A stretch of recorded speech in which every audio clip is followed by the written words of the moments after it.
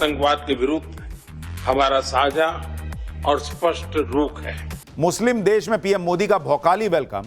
इधर घुटने पर आए पाक सैनिकों की तस्वीर फिर बाहर आ गई।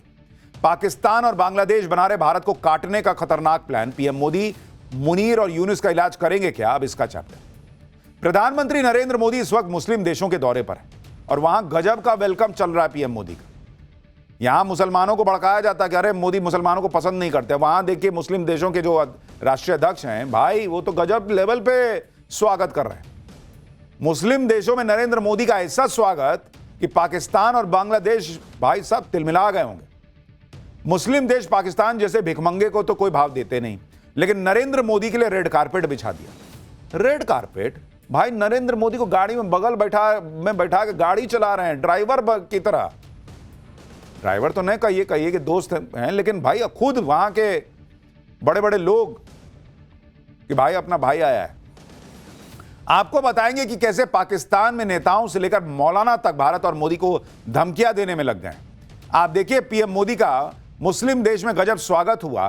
पीएम मोदी के लिए मुस्लिम देश में जय श्री राम के नारे लगे। दूसरी तरफ पाकिस्तान के पीएम को दुनिया भाव नहीं देती। पुतिन पाकिस्तान के पीएम को 40 मिनट तक इंतजार करवा देते हैं। बांग्लादेश की तो अपनी कोई स्वतंत्र नीति ही नहीं है। बांग्लादेश दूसरे देशों और ग्लोबल संस्थाओं के दम पर चल रहा है। यह है भारत और पाकिस्तान बांग्लादेश की हैसियत का अंतर। कर्ज लेकर दोनों देश गुजारा कर रहे हैं, लेकिन सपने भारत को जख्म देने का देख रहे हैं। पाकिस्तान और बांग्लादेश में किस तरह से भारत के खिलाफ साजिशें हो रही हैं, क्यों पाकिस्तान को 54 साल पुराने इतिहास को दोहराने का डर सता रहा है, मुस्लिम देश में पीएम मोदी का कैसा भौकाली वेलकम हुआ है, पाक सैनिकों के घुटने पर होने की कौन सी तस्वीर बाहर आ गई, सब दिखाऊंगा। लेकिन पहले एक झलक देखिए।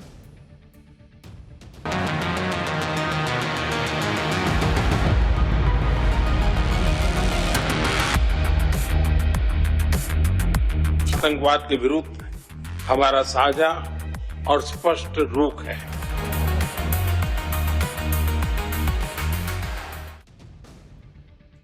पाकिस्तान और बांग्लादेश के मौलाना और नेता किस तरह से भारत के खिलाफ साजिश कर रहे हैं और भड़काऊ बयान दे रहे हैं, वो आपको बताऊं। उससे पहले मुस्लिम देश में पीएम मोदी का भौकाली वेलकम दिखाता हूं। पीएम मोदी 3 मुस्लिम देशों के दौरे पर हैं, जिसमें आज जॉर्डन का दौरा पूरा हो गया। मुस्लिम देश जॉर्डन में पीएम मोदी का स्वागत से लेकर विदाई तक गजब अंदाज में हुआ। आज पीएम मोदी जॉर्डन म्यूजियम देखने गए थे। खास बात यह थी कि पीएम मोदी जिस कार में थे उसे जॉर्डन के क्राउन प्रिंस अल हुसैन बिन अब्दुल्ला II खुद कार चला कर ले गए उनको। देख रहे हैं कैसे दोस्त टाइप गए हैं कि आगे बैठते हैं गाड़ी में, साथ में चलते हैं। जॉर्डन के क्राउन प्रिंस प्रॉफिट मोहम्मद के वंशज हैं। उनकी 42वीं पीढ़ी के हैं जो नरेंद्र मोदी के लिए खुद गाड़ी ड्राइव कर रहे हैं। आज यहां मुसलमानों को भड़काया जाता है कि मोदी मुसलमान के खिलाफ है। देखिए भाई, मोहम्मद साहब के वंशज हैं, उनकी पीढ़ी के 42वीं पीढ़ी के हैं।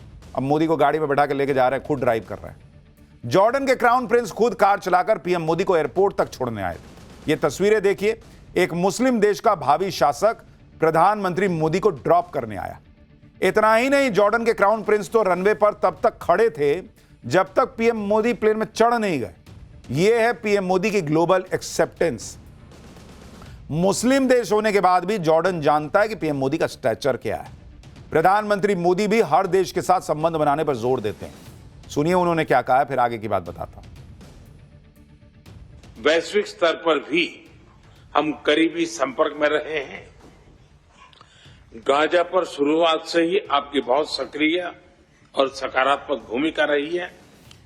हम सभी की आशा है कि क्षेत्र में शांति और स्थिरता बनी रहे। आतंकवाद के विरुद्ध हमारा साझा और स्पष्ट रुख है। आपके नेतृत्व में जॉर्डन ने आतंकवाद, उग्रवाद और रेडिकलाइजेशन के खिलाफ पूरी मानवता को एक सशक्त और रणनीतिक संदेश दिए हैं। जॉर्डन के बाद पीएम मोदी इथियोपिया के दौरे पर पहुंचे। इथियोपिया में भी पीएम मोदी का शानदार स्वागत हुआ। इथियोपिया के प्रधानमंत्री अबी अहमद अली ने गले लगाकर पीएम मोदी का स्वागत किया। पीएम मोदी ने इथियोपिया के प्रधानमंत्री के साथ एयरपोर्ट पर ही अनौपचारिक बातचीत भी की। इस दौरान पीएम अहमद अली ने मोदी को पारंपरिक कॉफी भी पिलाई। अहमद अली खुद कार चलाकर मोदी को होटल ले गए। ये देखिए, वहां क्राउन प्रिंस कार चला रहे हैं नरेंद्र मोदी के लिए। यहां प्रधानमंत्री जो हैं वो खुद कार चला रहे हैं, अहमद अली, पीएम मोदी के लिए। अभी तक तो बड़े बड़े राष्ट्राध्यक्षों के साथ कार वाली सेल्फी से पाकिस्तान जो है जला भुना बैठा था। यहां तो लोग भाई लेके चले गए साथ में कि मैं ड्राइव करूंगा, बैठो भाई। उन्होंने रास्ते में मोदी को साइंस म्यूजियम और मैत्री पार्क भी दिखाया। पीएम मोदी के वेलकम में इथियोपिया में हिंदी गाना गाया गया। पीएम मोदी और इथियोपियन पीएम दोनों ने खड़े होकर यह गाना सुना भी। इधर मुस्लिम देशों में नरेंद्र मोदी का गजब जलवा दिख रहा है। उधर घुटने पर आए पाकिस्तानी सैनिकों की तस्वीर आज फिर बाहर आई। पाकिस्तान ने जितनी बार भी भारत से जंग लड़ी है, हर बार तो हारा ही है। और आज तो 16 दिसंबर है, यानी आज से 54 साल पहले 1971 में भारत ने पाकिस्तान को बुरी तरह से हराया था। पूर्वी बांग्लादेश में पाकिस्तान के 93,000 सैनिकों को सरेंडर करना पड़ा था। 1971 के युद्ध में पाकिस्तान के सैनिकों का सरेंडर इतिहास का सबसे बड़ा सरेंडर माना जाता है। पाकिस्तान के सैनिकों ने भारत के सामने अपने हथियार डाल दिए थे। पाकिस्तान ने सिर्फ 13 दिनों के अंदर हार मान ली थी। पाकिस्तान के जनरल नियाजी ने भारत के जनरल जगजीत सिंह अरोड़ा के सामने सरेंडर के पेपर पर साइन किया था। ये तस्वीरें देखिए, पाकिस्तान की सबसे बड़ी और घनघोर बेइज्जती की एक और मिसाल है, जब हथियार रखे हुए थे और पाकिस्तानी सैनिकों की पतलूनें उतरवा दी गई। सरेंडर के बाद पाकिस्तान के 2 टुकड़े हो गए थे और बांग्लादेश का जन्म हुआ था। आज ही के दिन पाकिस्तान के 2 टुकड़े हुए थे, लेकिन पाकिस्तान ये सब भूलकर भारत को धमकी दे रहा है भाई। पाकिस्तान ये नैरेटिव बनाता है कि भारत मुसलमानों पर अत्याचार कर रहा है और इसके लिए पाकिस्तान ने आतंकी संगठनों को काम पर लगा रखा है। पाकिस्तान के आतंकी खुलेआम भारत के खिलाफ जहर उगलते रहते हैं कि भारत पर कब्जा कर लें, लेकिन पाकिस्तान के आतंकी इतिहास भूल जाते हैं। पाकिस्तान को तो भारत समय समय पर डोज देता रहता है। पाकिस्तान वाली कट्टर सोच अब बांग्लादेश के नेताओं में भी दिख रही है। बांग्लादेश के कट्टरपंथी नेता भूल जाते हैं कि भारत की वजह से बांग्लादेश का वजूद है बॉस। बांग्लादेश की नेशनल सिटीजन पार्टी यानी एनसीपी नेता हसनत अब्दुल्ला ने भारत के खिलाफ भड़काऊ बयान दिया। हसनत अब्दुल्ला ने कहा कि अगर हमारे देश में अशांति फैलाई गई या अस्थिरता फैलाने की कोशिश हुई तो इसका असर भारत पर पड़ेगा। हम भारत के 7 सिस्टर यानी नॉर्थ ईस्ट के 7 राज्यों को भारत से अलग कर देंगे। तुम्हारी खुद की हैसियत नहीं थी कि तुम पाकिस्तान से अलग हो पाते, तुम भारत के 7 राज्य अलग कर दोगे। तुम पैदा भारत की वजह से हुए हो भाई बांग्लादेश, और तुम भारत को अलग कर दोगे, भारत को काट दोगे।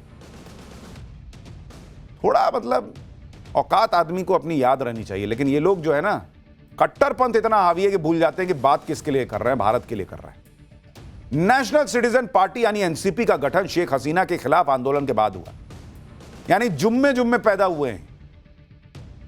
और काम क्या है? खाली भारत के खिलाफ बयान दें। बांग्लादेश और पाकिस्तान ने इस वक्त भारत के खिलाफ गठजोड़ बनाया हुआ है। दोनों ही जगह भारत के खिलाफ जहर उगला जा रहा है। इसमें पाकिस्तान आतंक की नर्सरी है, ये तो पूरी दुनिया जानती है। और अब तो पाकिस्तान पर चोरी का भी आरोप लग गया है। पाकिस्तानी सेना के पूर्व अधिकारी आदिल रजा ने सनसनीखेज आरोप लगाया है। आदिल रजा ने कहा कि पाकिस्तानी एजेंसी आईएसआई के 2 एजेंट रूस में पकड़े गए। इन दोनों एजेंट को आईएसआई ने 2 महीने पहले रूस भेजा था। इन दोनों ने रूस के S-400 की तकनीक चुराने की कोशिश की। S-400 रूस का बेहद खतरनाक एयर डिफेंस सिस्टम है। रूस ने भारत को भी S-400 डिफेंस सिस्टम दे रखा है। S-400 ने ही ऑपरेशन सिंदूर में पाकिस्तान को ठोका था। इसी वजह से आईएसआई इसकी टेक्नोलॉजी चुराना चाहता था। आदिल रजा ने कहा कि वो एजेंट के नाम भी बता देंगे। यानी भाई पाकिस्तान की हैसियत तो है नहीं कि S-400 खरीद ले, ना उसको रूस दे रहा है, तो फिर वही चोरी चकारी पे आ गए ये लोग। ये खबर रूस के राष्ट्रपति पुतिन को भी पता चली और इसी वजह से पुतिन ने पाकिस्तान के पीएम शहबाज शरीफ को बेइज्जत किया था और 40 मिनट जो इंतजार कराया था। इसीलिए ये तस्वीरें तुर्कमेनिस्तान में पुतिन ने जिस तरीके से शहबाज शरीफ को बेइज्जत किया था उसकी। पाकिस्तान एंटी इंडिया प्लानिंग में लगा रहता है और इसी चक्कर में अपनी बेइज्जती करवा लेता है। पाकिस्तान को पुतिन ने तो बेइज्जत किया ही, अब भारत ने ऑपरेशन सिंदूर के दौरान पाकिस्तान की पिटाई के और सबूत दिखा दिए। पाकिस्तान ने ऑपरेशन सिंदूर में तुर्की के ड्रोन इस्तेमाल किए थे, भारत ने फोड़ दिया था। भारत ने अब उन ड्रोन की प्रदर्शनी लगा दी कि देख भाई क्या मारे थे हम लोग। तुर्की ने पाकिस्तान को ये सारे ड्रोन दिए थे। पाकिस्तान ने भी सोचा होगा कि अब तो मौज आ गई, भारत पे ड्रोन से हमला करेंगे, भारत में तबाही मचाएंगे। भारत ने ड्रोन तो मारे ही मारे, उसकी प्रदर्शनी लगा के पूरी दुनिया को दिखाया कि देखो यही सब आया था, मारे थे इसको 4। भारत और रूस तो पाकिस्तान को झटके दे ही रहे। अब अमेरिका ने भी पाकिस्तान के साथ खेल कर दिया। अमेरिकी सीनेटर ने खुलकर कहा है कि पहलगाम हमले में पाकिस्तान का हाथ था। इस अमेरिकी सीनेटर का नाम बिल हुईजेंगा है और यह ट्रंप की पार्टी से ही सीनेटर है। बिल हुईजेंगा ने कहा है कि पहलगाम नरसंहार के पीछे पाकिस्तान के आतंकी संगठन थे। लश्कर-ए-तैयबा और उसका प्रॉक्सी संगठन द रेजिस्टेंस फ्रंट इसके लिए जिम्मेदार है। यानी अब अमेरिकी नेता वहां के मान रहे हैं कि पहलगाम हमले के पीछे पाकिस्तान का हाथ था, और यही भारत कह रहा था। एक बार फिर भारत ने यूएन में भी पाकिस्तान के आतंकवाद को मुद्दे पर एक्सपोज किया है। देखिए, पाकिस्तान और आतंकवाद दोनों का आपस में ना निकाह हो रखा है, इनका तलाक नहीं हो सकता।